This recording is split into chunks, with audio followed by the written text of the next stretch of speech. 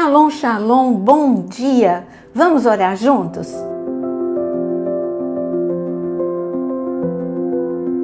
Quando está doendo, não adianta a pessoa dizer pra gente, vai passar. Aquela dor naquele momento é a única coisa que você pensa. Mas está escrito em Romanos capítulo 8, versículo 28. Eu sei que você conhece de cor, mas eu gostaria que você lesse comigo. Romanos capítulo 8, versículo 28. Sabemos que todas as coisas cooperam para o bem daqueles que amam a Deus, daqueles que são chamados segundo o seu propósito.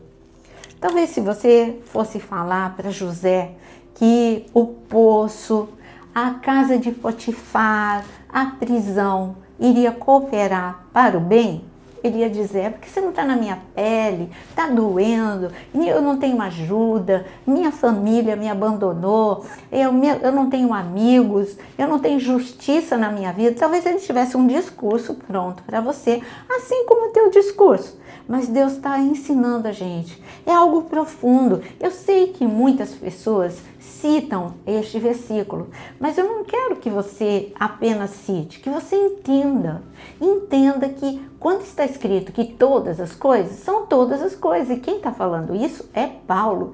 Paulo tem uma lista incrível. Ele foi açoitado, ele foi injustiçado, ele foi preso, não uma, mas várias vezes. Ele mesmo disse que ele viveu várias vezes naufrágio, já não basta uma, mas várias vezes. Então ele viveu necessidade financeira, ele viveu de tudo, é ele que está falando, todas as coisas. Paulo precisava ser transformado. Paulo conhecia a palavra, Paulo amava Deus, mas ele era uma pessoa dominado pela ira. Está escrito logo no início, em Atos capítulo 9, quando começa a falar de Paulo, fala que ele respirava violência, ódio. Sabe o que é respirar? Essa é a atmosfera dele. Paulo era aquele tipo de pessoa que você não gostaria de conviver com ele. É claro que depois que ele foi transformado, você amaria sentar e escutar Paulo, ou até mesmo andar com Paulo. Mas o Paulo não transformado, era difícil a convivência. Ele brigou com Pedro, mesmo depois de convertido. Ele brigou com Pedro, ele descartou João Marcos. Foram várias situações em que a gente vê o temperamento de Paulo vindo à tona. Não só o temperamento, mas as suas ações e reações não transformadas por Deus. A mesma coisa José. José, ele tinha promessa, Deus deu o sonho, mas ele precisava amadurecer. Ele falava mal dos irmãos, ele era infantilizado. E ele precisava amadurecer, porque o que Deus tinha para ele era muito grande, assim como para Paulo. Então, se você tem vivido dias de muitas perdas, dias de muitos problemas, saiba que o plano e propósito de Deus para você é muito grande, Ele está te preparando. Porque não tem nada na tua vida que aconteça sem a autorização dEle. Não está escrito que até mesmo um fio de cabelo que cai da sua cabeça, ele é controlado por Deus? Então, quanto mais as situações, sabe aquela pessoa que sempre te fere? Ou aquelas situações de pessoas que te ferem? Deus está fazendo você amadurecer para perdoar, Deus está fazendo você amadurecer para ter domínio próprio, mansidão. E assim, quando eu comecei a viver situações repetidas, eu fiz uma pergunta: Deus, aonde o Senhor quer trabalhar na minha vida? Por quê? Porque está escrito na palavra que ferro com ferro se afia. Existe, claro, movimentos que são das trevas, mas existem movimentos que são de Deus, para que você possa amadurecer. E quando fala que é ferro com ferro é afiado, está falando de duas naturezas iguais, não é? Ferro e ferro. Assim também, a nossa convivência com pessoas, aquelas pessoas difíceis que aparecem na nossa vida, é justamente para nos tornar melhor, mais afiados. Eu garanto que quando Deus introduziu Mateus no meio dos discípulos, era para afiar os discípulos no perdão, porque eles tinham muita raiva do cobrador de impostos. E eles tinham que conviver com Mateus e acreditar em Jesus, que ele estava transformado. Não era fácil.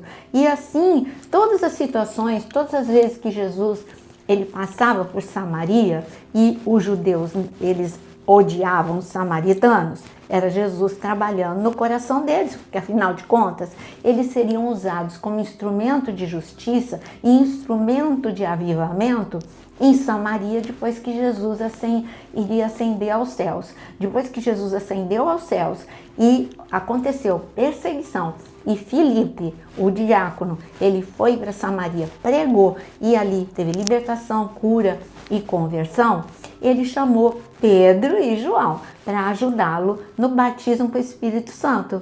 E quem é que impôs as mãos sobre o samaritano? Pedro e João. Mas eles já estavam sendo trabalhados por Jesus, porque Jesus falou da parábola do bom samaritano, Jesus falou da situação em que tinha 10 leprosos e um só voltou para agradecer, e esse único que voltou a agradecer era samaritano. Jesus sentou no poço com a mulher samaritana. Enfim, Jesus ensinou durante 3 anos a amar os diferentes, a amar os difíceis, a amar aquele que você tem retido no teu coração. Não está falando de convivência íntima, mas de amar. Então, todas as coisas, sim, cooperam para o bem daqueles que amam a Deus. E quando eu olho para Jacó, eu vejo isso. Jacó, quem era Jacó? Jacó tinha uma promessa, assim como José. Jacó tinha uma promessa. Ele nasceu em segundo lugar. Esaú nasceu em primeiro lugar. Ele já tinha uma promessa. Olha, quem vai realmente governar é Jacó, não é Esaú. Essa já era a promessa. Mas quem era ele na casa de seus pais? Era um menino dominado por sua mãe, que aceitou enganar, mentir, enfim, ele era também imaturo. Como que ele ia ser aquele que seria o pai de 12, que seria a nação, o início da nação de Israel? Como? Como que ele se tornaria o príncipe de Deus? Ele era o início de uma nação. Então, como se ele não amadurecesse? O que aconteceu? Depois que ele pecou, porque ele mentiu, enganou o pai e manipulou o irmão, ele aceitou a sugestão da sua mãe, ele teve que ir para a casa de Labão. Não foi pouco tempo. Todas as coisas cooperam para o nosso bem. Lá na casa de Labão, ele voltou a ter intimidade com Deus. Agora ele não era controlado por sua mãe, ele não era controlado pelo medo, ele era controlado pelo Espírito de Deus.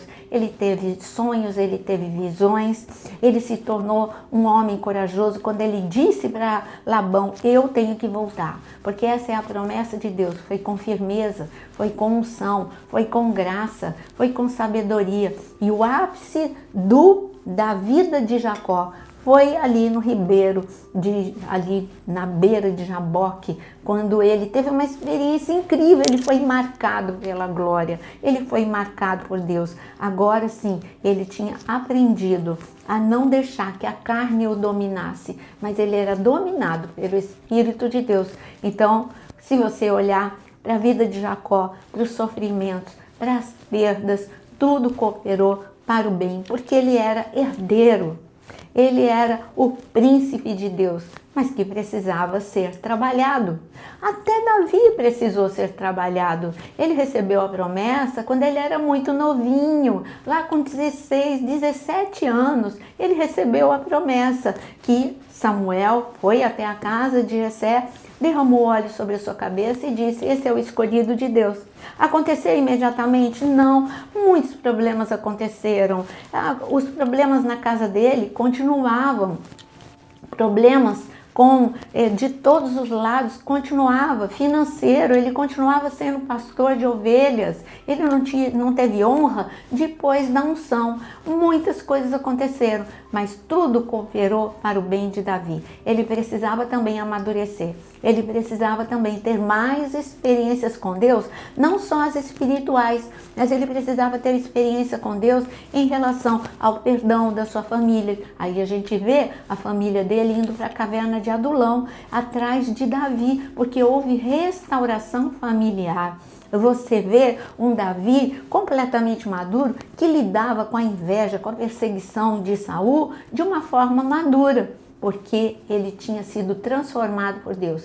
Então, tudo que está acontecendo na sua vida, eu sei que não é fácil, mas Deus está trabalhando em você. Diz: Senhor, me livra sim dessas situações, me ajuda a aprender a lição e me livra dessas situações. Aquilo que é do diabo para me destruir, Senhor, cancela e anula. E aquilo que é a tua boa mão trabalhando em mim, me ajuda a entender e a ser transformado.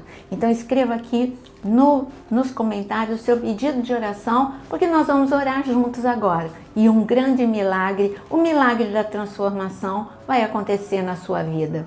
Senhor, graças te damos, porque sim, todas as coisas cooperam para o nosso bem.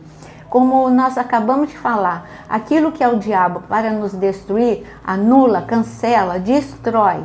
Em nome de Jesus, e o que o Senhor está permitindo para amadurecer, nos transformar, alargar o nosso coração, ajuda-nos a aprender logo essa lição. Livra-nos, Senhor, livra-nos de todo mal. E, Senhor, que a tua unção de graça, de glória, Senhor, de misericórdia e de milagres esteja sobre a vida de cada um agora. Em nome de Jesus.